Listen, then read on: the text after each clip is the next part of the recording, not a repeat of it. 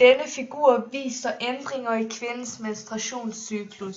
Der er dog en fejl i figuren, men højre søjle er den rigtige. Menstruation ses som det lyserøde bånd, lodret gennem figuren.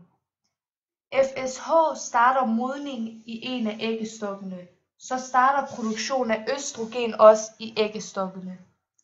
Derved udvikles en moderkage, fordi livmoderslimhinden deler cellerne.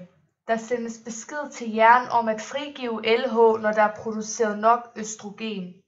Dette er det, vi kalder positiv feedback, fordi det ene hormonstof får mængden af det andet til at stige.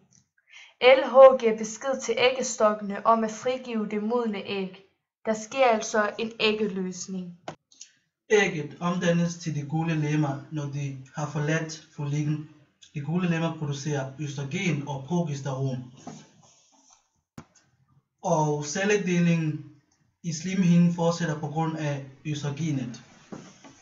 Progesteronet signalerer til de yderste celler i vores slimhinde om at starte produktionen af slim, som de befrugtede æg kan sætte sig fast i.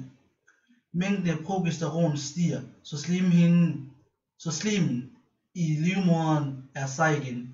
På en måde kan infektionerne ikke komme ind og skade fosteret. Når cellerne i de gule lemmer dør, afsluttes menstruationscyklusen.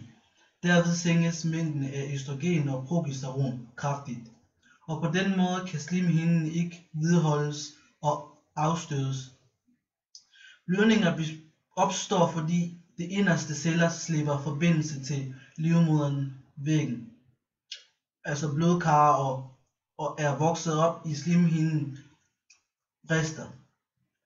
Foster giver hormonbesked til de gule lemmer om at fortsætte aktiviteten, hvis der sker en befrugtning.